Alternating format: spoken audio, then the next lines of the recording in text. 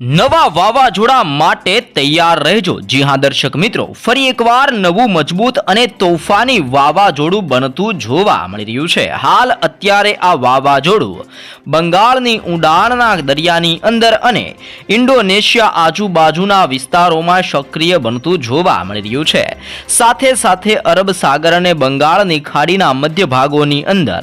એક નવું હવાનું હળવું દબાણ પણ મિની વાવાઝોડાની અંદર પરિવર્તિત થઈને ભારત દેશ તરફ આગળ વધતું જોવા મળી રહ્યું છે। તેની સાથે સાથે બંગાળની ખાડીને અરબ સાગરના દરિયામાં એક મજબૂત સિસ્ટમનો ઘેરાવો અને સિસ્ટમનો મજબૂત પટ્ટો પણ અત્યારે લંબાઈ ચૂકેલો જોવા મળી રહ્યો છે,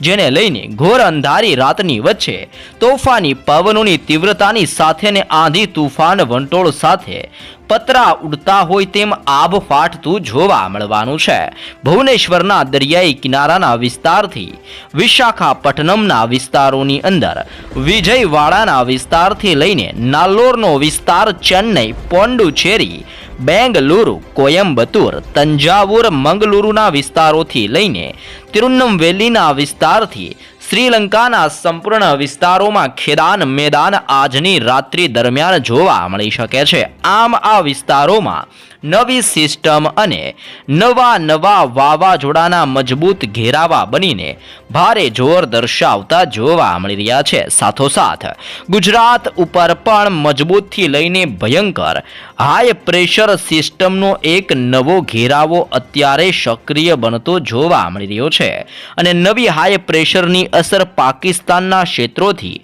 અરબ સાગરના તટીય વિસ્તારોની સાથે રાજસ્થાનના વિસ્તારથી ગુજરાતના વિસ્તારો ઉપર આ નવી અને મજબૂત હાઈ પ્રેશર સિસ્ટમની અસરને લઈને આ સંપૂર્ણ વિસ્તારોમાં આવી રીતનું એક મજબૂત સિસ્ટમનું પરિભ્રમણ સક્રિય બનતું જોવા મળી રહ્યું છે, જેને લઈને આજની રાત્રિ દરમિયાન કચ્છના ક્ષેત્રોમાં અને ઉત્તરીય ગુજરાતના વિસ્તારોમાં ઓચિંતાના પલટાવની સાથે તોફાની પવનોની ઝડપ વધતી જોવા મળવાની છે।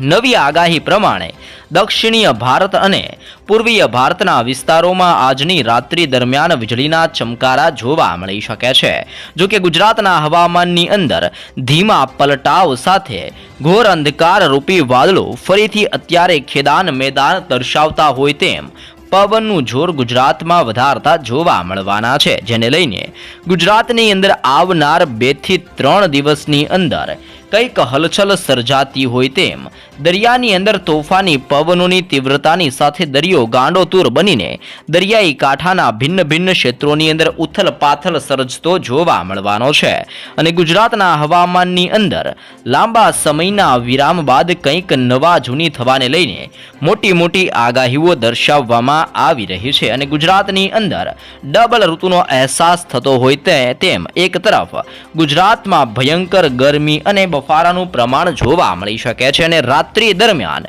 ઘોર અંધકારવાળા વાદળો અને હળવી ઠંડીનો માહોલ પણ ગુજરાતમાં ફરીથી સક્રિય બનતો જોવા મળવાનો છે। આમ રાજ્યની અંદર ચોમાસાની પહેલા હવામાનની અંદર ધીમા ધીમા પલટાવ આવતા જોવા મળી રહ્યા છે, જેમાં સૌરાષ્ટ્રના ભિન્ન ભિન્ન ક્ષેત્રોની અંદર આજની રાત્રિ દરમિયાન કંઈક હલચલ સક્રિય બનીને જોર દર્શાવતી હોય તેમ ઉનાના દરિયાઈ કાંઠાના વિસ્તારથી વેરાવળ, જૂનાગઢ, અમરેલી અને મહુવાના ક્ષેત્રોમાં 22 થી 27 ડિગ્રી સેલ્સિયસ સુધીનું ટેમ્પરેચર જોવા મળી શકે છે।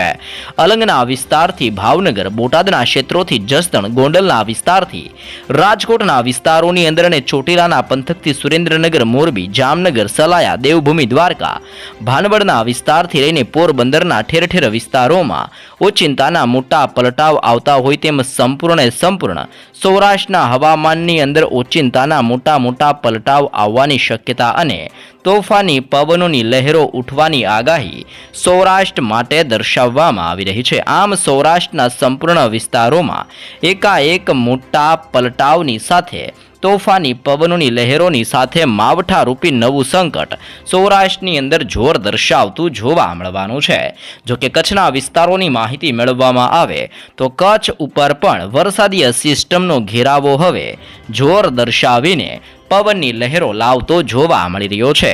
ઓમાનના દરિયાઈ કાંઠાના વિસ્તારથી કરાચી અને ગુજરાતની અંદર કચ્છના ક્ષેત્રોની અંદર અત્યારે પવનની લહેરો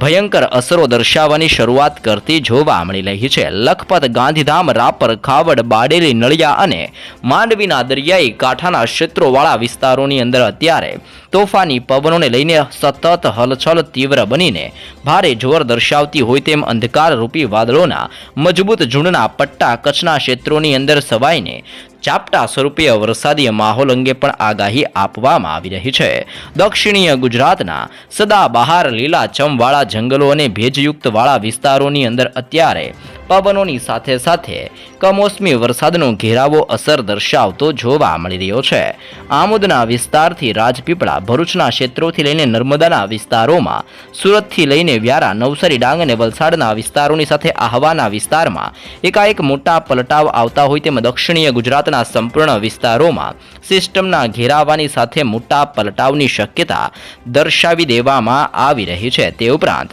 ઘોર અંધકાર ફેલાતો હોય તેમ મધ્ય ગુજરાતના ભિન્ન વિસ્તારોની અંદર પણ પવનની લહેરો અત્યારે અથડાઈને ઠેર ઠેર વિસ્તારોમાં ભારે જોર દર્શાવતી જોવા મળી રહી છે. અહેમદાબાદની અંદર 27, ધોળકામાં 26, તો નડિયાદની અંદર 27, ખંભાતમાં 26, વડોદરામાં 27, ગોધરાની અંદર 27, લુણાવાડામાં 28, તો બોડેલીમાં 27, દાહોદમાં 27, છોટાઉદેપુર, ખેડા, પંચમહાલ અને મહીસાગરના વિસ્તારોમાં 27 થી લઈને 30 ડિગ્રી સેલ્સિયસ સુધીના ટેમ્પરેચરની સાથે